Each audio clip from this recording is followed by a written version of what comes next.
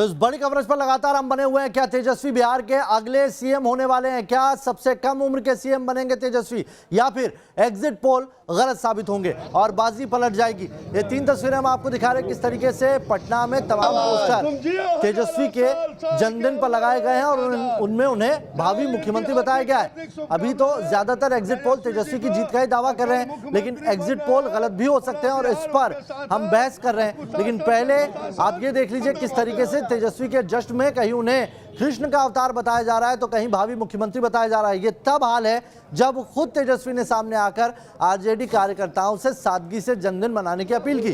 उन्होंने ये भी अपील की कि कहीं पर भी आप कुछ भी नतीजे आते हैं तो उस पर आपको कोई रिएक्शन नहीं देना है। जो भी जनता का मैंडेट होगा वो सर माथे पर होगा। देखिए आप कैसे अलग अलग जगह पर भावी मुख्यमंत्री के पोस्टर लग गए हैं, कहीं कृष्ण का अवतार बताया जा रहा है। बिहार में मंगलवार को आने हैं चुनावी नतीजे और नतीजे आने के पहले एग्जिट पोल के आधार पर कार्यकर्ताओं में उत्साह भी देखा जा रहा है। खास बात यह है कि आज तेजस्वी यादव का जन्मदिन है। हम 10 सर्कुलर रोड राबड़ी देवी आवास के बाहर खड़े हैं और तस्वीर आपको दिखा रहे हैं कि कैसे कार्यकर्ताओं की भीड़ है। कार्यकर्ता पहुंच रहे हैं और कुछ कार्यकर्ता खास अंदाज में पहुंचे हैं। देखिए गुब्बारा रिक्शा पर लगा के। तो आज क्या तेजस्वी यादव को विश करने पहुंचे हैं? आज मेरा लाल के जन्मदिन है, दुश्मन के काल का जन्मदिन है। आप तो लालू यादव के अंदाज में बोलते हैं, जरा उस भाषा में बोल के। अरे हम बोलता है बार बार हमारा बेल होता और हमको जेल भेज दिया। जो गरीब की बात करता उसको जेल की रास्ता, जो किसान की बात करता उसको जेल की बात। और ओम प्रकाश जी, ये हिंदुस्तान है। हिंदुस्तान मोदी जी का बाप का नहीं है, नीतीश कुमार का बिहार का बाप का नहीं है।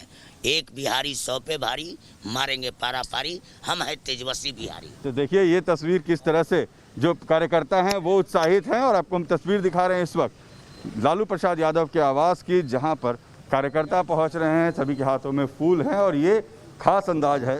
तो ये फूल लेकर आए हैं तेजस्वी यादव के लिए जी, बधाई देने के लिए जन्मदिन। तो देखिए सभी के हाथ में फूल है, गुलदस्ता। तो चलिए सारिका जी आपके पास आ रहा हूं मैं। आरजेडी से नेता है हमारे साथ जुड़ी हुई है लगातार। सारिका जी, MY फैक्टर आप ये कहते हैं आरजेडी का हमेशा से फैक्टर रहा है, लेकिन इस बार तो आपने एक और वाई जोड़ लिया। MY फैक्टर पे आप चुनाव लड़े हैं इस बार, यूथ को भी शामिल कर लिया एक वाई में। नहीं नाविल जी, जो लोग कहते हैं कि M और Y फैक्टर वाली पार्टी रही है, नहीं, असल में आरजेडी जो है हमेशा से ही A और A to Z की पार्टी रही है। और इस बार तो हम लोगों ने, हमारे नेता ने हर बार ही कहा कि ये पार्टी अब सबके साथ और सबके साथ हम सबका विकास लेकर के ये पार्टी चल रही है।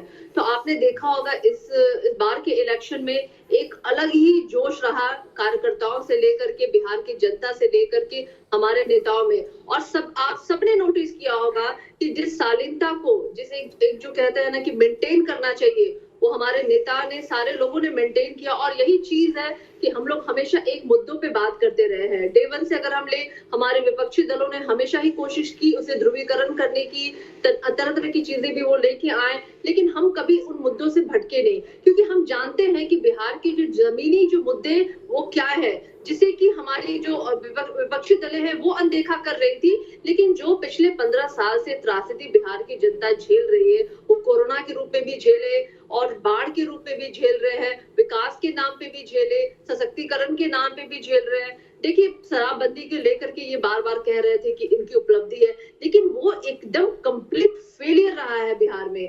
अगर आपके रिपोर्टर्स भी ग्राउंड पे जाकर के उन्होंने लोगों से बात करने की कोशिश की होगी तो जरूर उन्हें पता चला होगा कि वो एकदम ही फेल रहा है। कहीं शराबबंदी जैसी नाम की कोई चीज नहीं है। वुमेन एम्पावरमेंट की भी बात करते हैं तो वो भी उसमें डॉक्टर सुनील सिंह जी, तो तमाम शराबबंदी आपने एक बहुत ही ये कह सकते हैं नीतीश कुमार के सबसे दिल के करीब थी, वो लागू कर दिए गए, लेकिन इस इलेक्शन में जितनी शराब बटी है वो किसी से छुपा नहीं है। देखिए नवेद जी, माननीय नीतीश कुमार जी केवल एक राजनीतिज्ञ ही नहीं, एक महामानव है, एक स्टेट्समैन के रूप में समाज के लिए भी एक समाज के लिए भी काफी काम किए। शराबबंदी कोई हमारा राजनीतिक मुद्दा नहीं था, हमारा एक सामाजिक मुद्दा था। और शराबबंदी के जो अर्ली रिजल्ट्स आए हैं, मैं सारिका जी को मैं बता दूं, हमें बात करनी है पलायन पे, सारिका जी, महिलाएं की भी, महिलाओं सारिका की जी, जो उपलब्धि डॉक्टर सुनील हुई, सिंह से जवाब ले लेते हैं शराबबंदी पे। सारिका क्या जी जवाब ले शराबबंदी लेते हैं। लोगों को सारिका जी। लुभा नहीं पाई इस इलेक्शन में? नहीं, शराबबंदी के जो इनिशियल रिजल्ट्स आए हैं फिजिकल और मेंटल हेल्थ पे, लोगों के सामाजिक परिप्रेक्ष्य में परिवार का जो पैसा शराब पर वेस्ट होता था वो पैसा परिवार के घर पर वेस्ट होता है। घरेलू हिंसा में कमी आई है, महिलाओं पर उत्पीड़न पे कमी आई है, ये डाटा है। हेल्थ इंडिसेस बढ़े हैं, ये डाटा है शराबबंदी के पॉजिटिव एस्पेक्ट को। इसको राजद ने राजनीतिक हथकंडे के रूप में इस्तेमाल किया। देखिए हमारा समाज जब स्वस्थ रहेगा, समाज जब सशक्त रहेगा तो राजनीति होते रहेगी। तो ये तो शराबबंदी हमारा सामाजिक मुद्दा है और दहेज शराबबंदी, दहेजबंदी, जल जीवन हरियाली हमारा सामाजिक मुद्दा है। और सामाजिक मुद्दे में शराबबंदी की मैं सारिका जी को फिर से एक बार दोहराता हूँ, शराबबंदी के जो आंकड़े आए हैं उसमें यौन घरेलू हिंसा पर में कमी आई है, महिलाओं पर महिला उत्पीड़न में कमी आई है, हेल्थ इंडिकेटर में, रोड एक्सीडेंट में, जीआई डिसऑर्डर में, मेंटल हेल्थ में, सब में कमी आई है, सब में लोग बढ़ रहे हैं। लेकिन राजद को अच्छी चीजें दिखती नहीं है। राजद को लोग लुभावने वाले ऐसे वादे जनता को देना है। सारिका जी, एनडीए बार बार ये बात कहता आया है कि महिलाओं का वोट उनके साथ गया है। वो भी एक एमआई फैक्टर की बात करते हैं, महिला और युवा की। जो महिलाओं के वोट के लिए इतने आश्वस्त एनडीए वाले दिखाई देते हैं, आरजेडी से वही महिलाएं दूर क्यों छिटक जाती हैं? आप उतना कॉन्फिडेंट क्यों नहीं दिखाई देते महिला वोटर्स को लेकर? नहीं नावेद जी, हम महिलाओं की जो संख्या है और महिला वोटर्स है उनके प्रति भी हम बहुत आश्वस्त है। मैं बताना इनके रैली में कोई महिलाएं नहीं थी कि महिलाओं ने जो महिलाओं के प्रति, अगर आपको याद होगा तो इन्होंने जो अपने कार्यक्रम किए, अगर कोई महिला को बोलने की कोशिश करती थी तो राजद के कार्यकर्ता जवान दबाते थे। भाइयों को कि वो हमें बताए कि बिहार की जो आधी आबादी है वो क्यों अभी भी कुपोषित है, हमारे बिहार के जो 48% जो बच्चे हैं वो क्यों कुपोषित है। अगर आपने विकास किया होता तो दिखता महिलाएं कुपोषित नहीं होती, बच्चे कुपोषित नहीं होते, उनके प्रति इतनी बलात्कार और हत्याओं के मामले दर्ज नहीं होते। सारिका जी मैं आपको रिफ्रेश कर दूं, सारिका जी मैं जवाब ले ले सारिका जी। सारिका जी मैं आंकड़े से आपको रिफ्रेश कर दूं कि कुपोषण में कमी आई है। आप इंडिकेटर देख लें पूरे अन्य राज्यों के तुलना में, और बिहार के जो मैटरनल मोर्टेलिटी रेट है, मैटरनल मोर्टेलिटी रेट में कमी आई है, इन्फेंट मोर्टेलिटी रेट में कमी आई है। अब इसमें अब जो कहीं कुपोषित के जो आंकड़े होते हैं उसमें निश्चित ही हेल्थ इंडिकेटर्स में और भी करने हैं हमें। राज्य नीतीश सरकार ने स्वास्थ्य के क्षेत्र में काफी काम किए। आपसे छुपा नहीं है कि राजद के शासन काल में अस्पतालों में कितने अटेंडेंस थे, अस्पतालों में डॉक्टर सुनील सिंह, इतना अगर काम किया आपने तो फिर आपको डबल युवराज, जंगल राज, इन सब पे चुनाव मैदान में क्यों उतरना पड़ा? डॉक्टर सुनील सिंह, इतना ही काम किया तो जंगल राज का नारा 15 साल पुराना क्यों याद आता है आपको? हर चुनाव में जंगल राज क्यों कहते हैं आप? नावेद जी मैं फिर से दोहराता हूँ, हमने पूरी तरह विकास राज्य के मुद्दे पर चुनाव में गए। माननीय नीतीश कुमार जी ने जो सड़क, बिजली, पानी, आप उनको चुनाव में नहीं जाते ना, आप बात कर देते हैं, फिर युवराज की, जंगल राज की याद कर लेते हैं। आप बताते हैं कि महिला कैसे इतनी शांति से घूम रही है, अभी आप उन दौरों में चले जाते हैं। विनोद शर्मा जी नेता बीजेपी, उनको शामिल करना चाहूंगा। विनोद शर्मा जी, जिस तरीके से आरजेडी और एग्जिट पोल बता रहे हैं, वोटिंग परसेंटेज अगर तीनों चरणों का हम देख लें तो 54, 55 और 58, यानी कि 54 के आसपास बैठता हुआ दिखाई देता है बिहार में हुआ कुल वोटिंग परसेंटेज। उस हिसाब से क्या बदलाव की बयार है, क्या कहता है ये वोटिंग परसेंटेज? देखिए, वोटिंग परसेंटेज पहले भी इस तरह के होते रहे हैं और करीब 5 बार इससे ज्यादा वोटिंग हुए हैं और सरकार वापस लौटी है, रिकॉर्ड है, समझे नहीं। लेकिन यह तय है कि बिहार की जनता सुशासन और फिर से विकास चाहती है। आपके प्रतिनिधि जाते थे, जब वोटिंग के समय लोगों से मिलते थे तो हम लोग देखते थे, चर्चा करते थे, तो कहते थे कि हमको शांति, खुशहाली और विकास चाहिए। सबसे ज्यादा लोग यही बोलते थे। तो निश्चित रूप से हम लोग को पूर्ण विश्वास है कि फिर से बिहार की जनता ने विकास और सुशासन को सामने रखा है, उस पर वोट किया है और निश्चित रूप से कल जो परिणाम आएंगे हमारे एनडीए के पक्ष में होंगे और नीतीश कुमार फिर से बिहार के मुख्यमंत्री होंगे। और निश्चित रूप से इन लोग ने बहलाने का काम किया, लोगों को ठगने का काम किया है कि 10 लाख नौकरी लगे, बड़ी बड़ी बातें की हैं।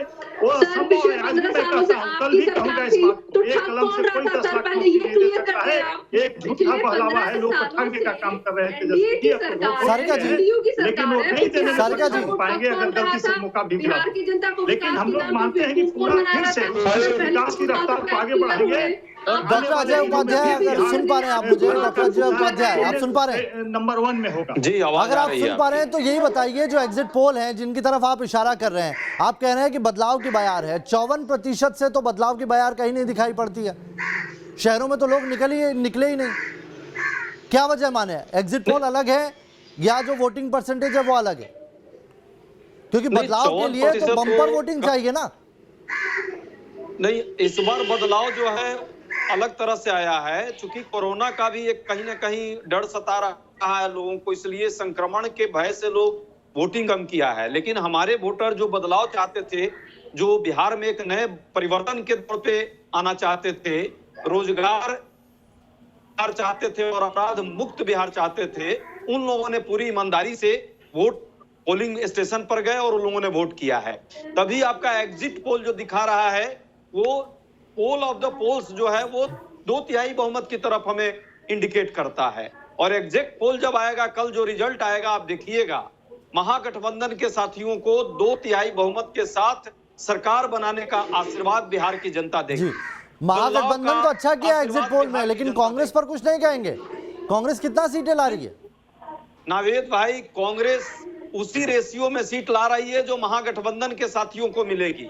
हमने पूरे अच्छे सहयोगी की भूमिका निभाई है। हमने रामविलास जी के, चिराग पासवान जी की तरह भूमिका नहीं निभाई है। हमारे महागठबंधन के तीनों साथी, कम्युनिस्ट पार्टी के भी जो हमारे साथी हैं, कांग्रेस के साथी हैं और आरजेडी के साथी हैं, सबने आपस में समन्वय बना करके अच्छे कोऑर्डिनेशन के साथ केंद्रीय नेतृत्व का दिशा निर्देश लेते हुए एक नई रणनीति के साथ बिहार के विकास के लिए, युवा कल्याण के लिए, अपराध मुक्त समाज के लिए कहीं ना कहीं एक नई रणनीति बनाई थी और वो रणनीति सफल होती हुई दिख रही है, जो आपके एग्जिट पोल में भी है। डॉक्टर सुनील सिंह जी, मैं राकेश जी आता हूं आपके पास, मैं देख रहा हूं आप उंगली उठा रहे हैं, लेकिन मैं चाहता हूं कि एक बार सुनील जी से मैं कुछ रिएक्शन लूं, फिर आपके पास आऊं मैं। सुनील जी, अगर नौबत आई तो एलजेपी को वापस से साथ में ले लेंगे? आपके विरुद्ध चुनाव लड़ा है। देखिए नावेद भाई, ये नौबत तो आने वाली है नहीं, और कौन आएगा कौन नहीं आएगा ये शीर्ष नेतृत्व तय करता है। हम तो एक अदना सा कार्यकर्ता, मैं तय नहीं करता। लेकिन ये नौबत इसलिए नहीं आने वाली है कि एलजेपी के जो रुख थे उससे जनता आजिज हो चुकी, क्योंकि एलजेपी ने पूरी तरह से नकारात्मक चीजों को लेकर राजनीति की, नंबर 1। नंबर 2, एलजेपी ने बराबर कहा कि बीजेपी के साथ है, और आप राघोपुर में देख ले, एलजेपी राजद के बी टीम की तरह काम कर रही थी। राघोपुर में बीजेपी के खिलाफ उम्मीदवार दी ताकि तेजस्वी यादव जीत जाए, नहीं तो तेजस्वी यादव को लाले पड़ जाते चुनाव में। और एलजेपी के जो सांसद हैं वो राजद के लिए प्रचार कर रहे थे। इसीलिए ये एक जनता को भ्रमाने का काम एलजेपी ने किया है, इसलिए वोट कटवा के रूप में जनता ने देखा है। और एलजेपी को कहीं भी सफलता मिलने वाली नहीं है, इसलिए एलजेपी से हमारा तो किसी तरह का साठगांठ संभव लगता नहीं है। राकेश जी, अब आप बताइए, आपके नेता ट्रम्प का इक्का खुद को कह रहे हैं, ये कह रहे हैं कि उनके बिना सरकार नहीं बनेगी। किसमें सरकार बनाएंगे आप और कितनी सीटों से सरकार बनाएंगे? कोई एक आंकड़ा तो दीजिए हमें। देखिए, आपको पहले बताना चाहता हूँ, पहले मैं कांग्रेस की बात करता हूँ। मुझे 1 मिनट का टाइम दीजिए, मुझे टाइम बहुत कम मिला है, मुझे भी बोलने का मौका दिया जाए। बोलिए बोलिए। कांग्रेस ने 70 सालों में जो काम नहीं किया वो आदरणीय प्रधानमंत्री हमारे नरेंद्र मोदी जी ने 7 सालों में किया, पहला नंबर। दूसरा नंबर, आरजेडी के जो बैठे हुए हमारे सरिका पासवान जी, मैं इनसे पूछना चाहता हूँ, 15 साल आपने भी राज किया तो जंगल राज था, लूट घसोट, मारा मारी, बलात्कार, अपहरण की हत्याएं सारे इनके राज्यों में हुआ। 15 साल इन्होंने बेची, उसका ब्यौरा देते। पहले सुन लीजिए सरिका जी, पहले बात सुन लीजिए। मैंने आप जब बोल रहे थे तो चिल्लाया नहीं ना। 15 साल इन्होंने राज किया, बिहार को लूटने का काम किया। दूसरे नंबर जनता दल यूनाइटेड के जो सरकार में थे आप, पहले सुन लीजिए, बात सुन लीजिए, बात सुना कीजिए। राकेश जी, आपकी सरकार में थे क्या? हो गया जी, आप मंदिर से दौड़ से गुजर भाई हम सरकार में थे, हमारे पशुपति कुमार पारस जी हमारे मंत्री थे, पशुपालन विभाग दिया गया, मुख्यमंत्री जी ने, बिहार के मुख्यमंत्री जी ने पशुपालन विभाग दिया। उस विभाग में पहले चारा घोटाला हुआ था, इस विभाग में कहते थे साइन करने के लिए, पशुपति कुमार पारस जी ने साइन नहीं किया, क्यों नहीं किया? घोटाले का हमें मंत्रालय मिला। हम आज विकास की बात करते हैं, नकारात्मक आप लोग करते हैं, हम जीडीपी के बारे में बात करें, बिहार में विकास आगे के लिए जाने की बात करते हैं। रामविलास पासवान, सोनिया रामविलास पासवान, कोरोना काल में जो संकट से पूरा देश जूझ रहा था, उसके बारे में आप बात करें। गेहूँ 3 रुपए किलो चावल देने का काम किया, 5 किलो अनाज हर घर कोरोना के टाइम घर पहुंचाने का काम किया, 5 किलो का अनाज आज गरीब के घर में, आज छठ पूजा तक मिलने का काम किया। हम लोगों ने विकास का काम किया, हम लोगों ने नकारात्मक नहीं किया, सकारात्मक बिहार विकास के लिए आगे काम करने का काम कर रहे हैं। आप लोगों की तरह नहीं, 15 साल से जंगल राज किया, 15 साल इन्होंने लूटा। राकेश जी, मैं देख रहा हूँ आपको इनफ टाइम तो मिला है, लेकिन आप नंबर नहीं बता पा रहे। नंबर बताइए ना सर, कितने नंबर आ रहे हैं? फिर तो हम सोचे कि आपका गणित कहीं बैठता है, एनडीए में बैठता है, महागठबंधन में बैठता है, कितनी सीटें ला रहे हैं आप? कम है। जल्दी से सीटों पर बात कर लेते हैं, अच्छे ढंग से किया, जल्दी से सीटों पर बात कर लेते हैं। विनोद शर्मा जी, क्या आंकड़ा है आपका? मैं चाहूंगा सर शांति, जल्दी से सीटों पर बात कर लेते हैं। विनोद शर्मा जी, क्या आंकड़ा है आपका? कितनी सीटें आ रही है एनडीए की? देखिए, पूर्ण बहुमत की सरकार बनाएंगे। नंबर बताइए सर, नंबर बताइए। पर हमारे सीट कम से कम आएंगे। कितने सर? नंबर बोलिए सर। नेतृत्व में हम सरकार बनाएंगे, क्योंकि जनता ने विकास को वोट किया है, विश्वास को वोट किया है नरेंद्र मोदी जी के, और सुशासन को किया है। इसलिए हम लोग आश्वस्त हैं, कल जो चुनाव परिणाम आएंगे हमारे पक्ष में आएंगे और एनडीए की सरकार बनेगी। नंबर बताइए ना सर, कितनी सीटें आ रही हैं? मैंने कहा ना कि 150 से पौने 200 के बीच में डॉक्टर अजय उपाध्याय, आप बताइए आपका क्या आंकलन है? देखिए, कांग्रेस और महागठबंधन की जो सीट है वो 160 के करीब आएगी। 2/3 मेजोरिटी हम लोग लेकर आ रहे हैं। चलिए, सुनील सिंह जी, कांग्रेस की भी एक अच्छी परफॉर्मेंस के साथ हम लोग, आपने वैज्ञानिक तरीके से चीजें समझाई, आप वैज्ञानिक तरीके से एक नंबर भी दे दीजिए मुझे। देखिए, कंफर्टेबल मेजॉरिटी 150 से ऊपर सीट, और मैं वैसे भविष्यवेत्ता तो हूं नहीं कि सही आप बताऊं, भविष्यवेत्ता तो राजद में है कि अमुक व्यक्ति फलना दिन छूटेगा और हमको फलना दिन मुझे ताजपोशी होगी। इतनी ज्यादा सटीक भविष्यवाणी तो राजद ही कर सकता है, लेकिन 150 सर ऐसी भविष्यवाणी जेडीयू के मुंह से हमने कई चुनावों में देखी है। इस बार भविष्यवाणी क्यों नहीं कर रहे हैं आप, समझ में नहीं आ रहा है। चलिए सारिका जी, आप बताइए, नंबर बताइए। काम करते हैं आप नावेद जी, नंबर तो मैं नहीं बताऊंगी, लेकिन हाँ इतना जरूर है कि पूर्ण बहुमत के साथ हमारी सरकार कल बनने वाली है। ये निश्चित रूप में मैं कह सकती हूँ। बाकी पार्टियां जितने भी दावे कर ले, वो सारे दावे खोखले रहे हैं। मैदान में भी, ग्राउंड लेवल पे भी, मुद्दों के भी के नाम पे। चलिए, इंतजार कल तक का रहेगा और सबसे तेज नतीजे कल न्यूज नेशन पर दिखेंगे। रजनीश, सबसे आखिर में मैं आपके पास आ रहा हूं। एमवाई फैक्टर जिस पर आरजेडी चुनाव लड़ती थी, लेकिन इस बार दूसरा एमवाई फैक्टर चला है बिहार चुनाव में, महिला और यूथ का। कल मालूम पड़ जाएगा किसके साथ बैठा है ये एमवाई फैक्टर।